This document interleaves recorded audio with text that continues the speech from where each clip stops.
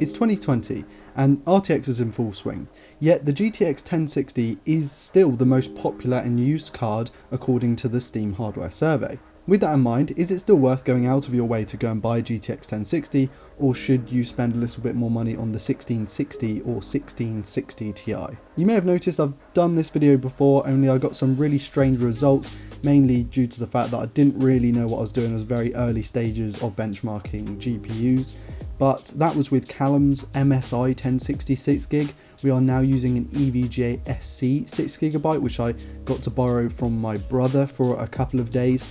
Now, this is slightly clocked higher than the standard 6GB, and I really do need to make it known, if you don't know already, that you should buy the 6GB model if you're buying a 1060, because the 3GB, whilst obviously having half the amount of RAM, it's actually known to be slightly lower performing, and I mean the overall situation there is you kind of just don't bother with the 3GB. That's kind of known across the industry these days. So this card is the EVGA version. It comes with 3 DisplayPort connectors, 1 HDMI connector and 1 DVI connector. Now if you don't have a DisplayPort monitor, which pretty much all of them come with these days, then you are missing out, because the DisplayPort is a brilliant connector and a brilliant cable. However, there is that 1 HDMI, but there's also something to note that if you've got an HDMI monitor and you're also streaming or using VR rather, then you're going to need 2 HDMIs or an active adapter, which is something you're going to have to spend extra money on. It also, as you can see, is a very small card and uses one 6-pin 75-watt PCI power connector for the GPU, which is brilliant for those who have lower end power supplies that only come with one PCI connector. My brother's power supply is exactly like that, so when I lent him my 1080 Ti for this video, he had to get an adapter to make it work. However, because it's newer and it's more power efficient than, let's say, the 600 series or the 500 series or the 400 series, which was when I was kind of starting to get into this kind of thing, you only really need like a 450, 500 watt power supply if you're having a full GPU and maybe an i7 CPU and plenty of storage. Like, you really don't need as big a power supply as some people go out and buy. But with this, you can probably fit it into a small form factor, since the TDP really isn't that high either.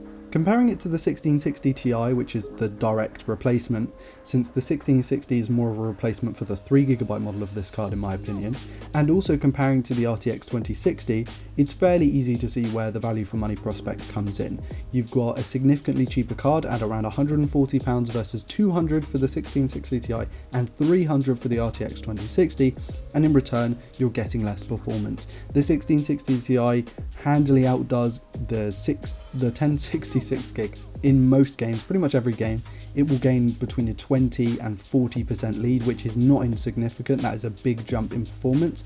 However, you are paying that extra premium, and a lot of these GTX 1060 6GB can be bought cheap or used off the Facebook marketplace, since they are kind of used mining cards as well. Now you do have to worry a little bit about what kind of card you get, mainly because the bearings and the fans can go, and that means you're going to have a louder fan. You can replace it if you want to replace the shroud or water cool it, but it's still not going to be pristine. So it is worth kind of doing your due diligence when it comes to researching the cards, researching the types that have coil whine. EVGA cards do tend to have a little bit more coil whine than every other card. However, they're a little bit more performance-y and a little bit cheaper as well. My test bed, which I use for pretty much everything when it comes to benchmarking graphics cards, is my Gigabyte Z370 board with an 8700K in it, 32GB of RAM, and all the games are run off of a SATA based SSD. Also for this card in particular, I made sure that I tested on a 1080p monitor. The only other monitor I currently own is a 1440p wide, ultra wide, and I think that's a little bit too high of a resolution to really kind of test this card in its what I would consider a normal condition, what generally people are going to be running. A lot of people will run a 1440p 16:9 monitor, or they might run a 1080p ultra wide, and I think that is the sweet spot actually. A 1080p ultra wide is really good for a 1066GB. I ran games that had integrated benchmarks, and I also ran fraps on games that didn't, and did what I would consider a standard run. So in Doom I kind of like did the entry level. On Apex I did as soon as I hit the ground, so going and collecting weapons, stuff like that. But I recorded it 60 seconds and took the average, the minimum and the maximum. What I'm going to do is let the benchmarks play with a little bit of music behind it, and I'll catch up with you afterwards.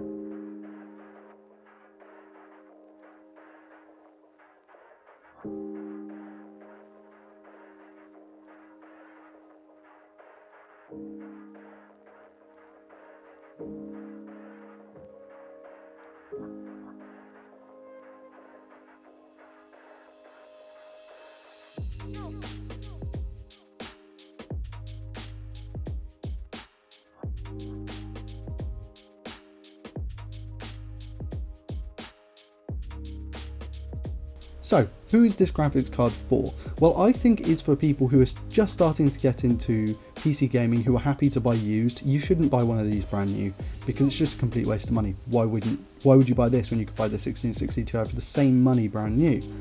It's a good graphics card. It uses a nice amount of power, so it's not crazy power hungry. You can also get these really small models which will fit into small ITX cases, which are brilliant for a HT PC. They're really good for that. They're also good graphics cards for anyone who wants to play majorly kind of, I would even say AAA titles at 1080p high or 1080p ultra. A lot of games, in fact every game I ran here was at 1080p ultra, bar Assetto Corsa Competizione, which was 1080p at high I believe, and they were all running like 2 times MSAA.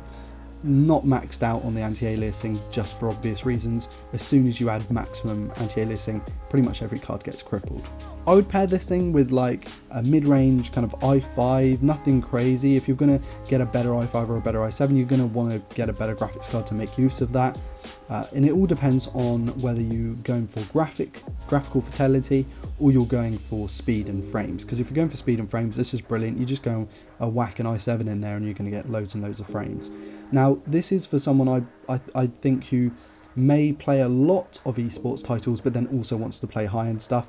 I was running some racing sims in this benchmark suite and I found those to run just fine, which is surprising because a lot of racing sims in the past have had pretty awful kind of optimization when it comes to performance, but now they're a lot better. My brother, who has the GPU, is running an i7 2600K, brilliant CPU, one of my favourite CPUs from back in the day when I had mine. And Morgan, who has one of these, is using a mid-range i5 from the 4th gen. Same with Callum, who I know who has one of these. He lent the previous graphics card. So a lot of the people who have 1066 gigs are running those kind of like slightly older i7s, kind of mid-range, older i5s. And to be honest, they're just good enough. A lot of people think you really need an i7 or a Ryzen 7 to game, and that's absolutely not the case.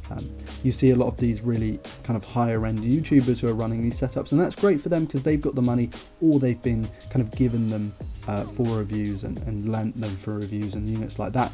But with this, you just don't need a crazy CPU to run a GPU like this, and I think it shows in these benchmarks. And with that, it's about time for me to go. Thank you all so much for watching. Please do like, dislike, comment and subscribe if you're new around here to never miss a video like this one.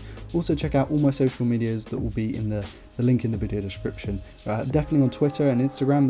Those are my 2 favourite places to really have interaction these days, because I don't tend to interact much with the YouTube comments these days. I'm excited because I've got a lot of great content coming up, and hopefully you're excited too. So I've been Ryan Thomas, and I'll see you in the next one. Peace.